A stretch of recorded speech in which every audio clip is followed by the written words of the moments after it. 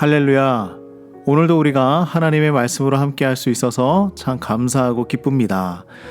우리 함께 나눌 말씀은 마태복음 25장 1절에서 13절 말씀입니다. 오늘은 예수님의 재림을 기다리는 이 성도들의 준비에 대한 두 번째 비유를 말씀하세요. 그 중에 결혼식을 비유로 삼으셨는데요. 결혼식은 마을 최고의 축제였고 참석자가 누군가에 따라서 사회적인 영향을 미치는 것이죠. 자, 1절 말씀을 우리 함께 보도록 하겠습니다. 이렇게 시작합니다. 그때 천국은 마치 등을 들고 신랑을 맞으러 나간 10 처녀와 같다. 이 결혼식의 비유는 예수님의 재림을 기다리는 제자들에게 어떤 일이 일어나는가, 이것을 말씀하고 있어요. 결혼식을 할 때에 이 해가 진 후에 신랑을 맞이하는 관습이 있었습니다. 그때 여종들은 등을 들고 신랑을 기다려야 했었는데, 이 등은 바로 횃불이에요. 이 횃불을 들고 신랑을 맞으러 나가는 것입니다. 10 처녀는 지금 신랑을 기다리는 10명의 종이었던 것이었죠. 그러니 이 종들이 기다렸다가 신랑과 신부를 맞이하고 집으로 함께 들어가 그 잔치에 동참하는 것입니다. 자, 2절에서 4절까지 말씀을 보면 그 10명의 처녀를 두 부류로 나눠보고 있어요. 어떤 부류인가? 자, 미련한 5명과 슬기로운 5명이에요. 그 분류의 방법은 이렇습니다. 충분한 기름을 준비하고 있었느냐, 아니면 여유분의 기름을 준비하지 않고 있었느냐라는 것이죠. 자, 그런데 5절 말씀을 봅시다. 5절은 이렇게 기록하고 있습니다. 신랑이 더디 오므로 다 졸며 잘세. 자, 신랑이 늦게 와서 모두 다 잠들어 버린 거예요. 신랑이 조금 늦었나 봅니다. 기다리던 10명의 처녀는 모두 잠이 들고 말았습니다. 여기에서 신랑이 늦는 이유가 중요한 것이 아니에요. 우리는 이 본문의 초점을 분명히 보아야 합니다. 이 부분에서 중요한 포인트는 신랑의 도착이 늦어졌다는 사실과 신랑이 왔을 때 이 10 처녀의 준비가 어떤 결과를 가져왔느냐, 여기에 우리는 초점을 맞춰야 해요. 왜냐하면 결혼식의 하이라이트는 무엇입니까? 신랑이 집에서 열어주는 그 피로연, 그 축제였기 때문이었습니다. 이 축제에 참여할 수 있느냐, 참여할 수 없느냐가 중요한 포인트죠. 자, 다 잠든 사이에 6절입니다.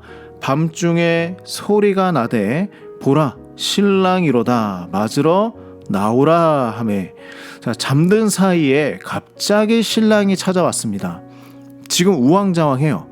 여기에 중요한 것이 뭐라고 했습니까? 그들이 신랑이 오기 전에 무엇을 준비했느냐라는 것이죠. 이 기름이 무엇을 의미하냐, 이런 건 중요하지 않습니다. 준비를 했느냐, 준비를 하지 않았느냐, 여기에 메시지가 있는 것이죠.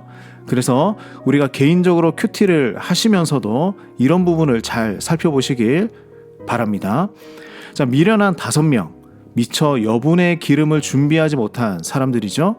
그녀들이 슬기로운 5명에게 요청을 합니다. 기름 좀 나눠달라고 그러죠. 그랬더니 우리가 다 함께 쓰기에는 이 기름이 부족하다. 파는 사람에게 다시 가서 사오라 라고 이야기합니다. 그렇게 기름을 사러 간 사이에 신랑은 도착을 했고, 미리 준비했던 사람들과 이미 들어가고 문은 닫히고 말았죠. 늦게 도착한 5명은 주여 부르며 문을 열어달라고 애청하지만 신랑은 너희를 알지 못한다라고 이야기를 합니다. 그리고 이 비유를 마무리하죠. 예수님은 제자들에게 이렇게 말씀하십니다. 그러므로 깨어 있어야 한다라고 말씀하시죠. 그러면 예수님의 이 깨어 있으라라는 말씀은 무엇을 의미하고 있었던 것일까? 10명 모두 잠을 자고 있었잖아요. 그런데 깨어 있으라.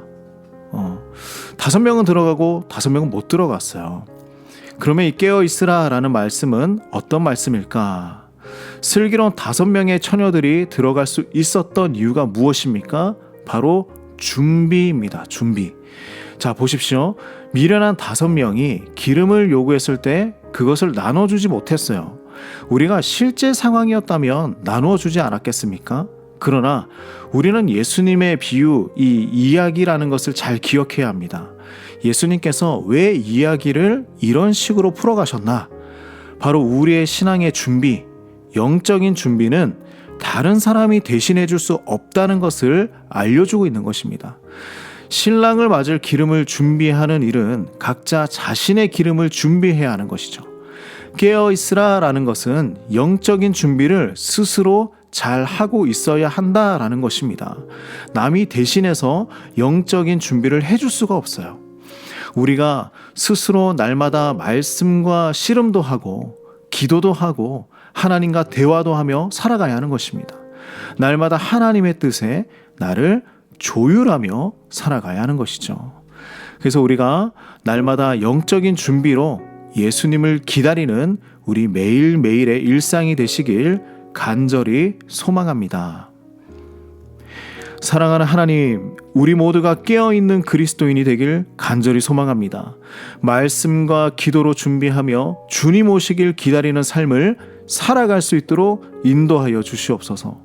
그리고 예수님과 함께 천국에 들어가는 은혜를 누리게 하여 주시고, 오늘도 우리를 붙드시고 인도하시는 그 사랑의 하나님, 이 하루도 주님으로 행복할 수 있도록 함께 동행하여 주시옵소서. 예수님의 이름으로 기도드립니다. 아멘.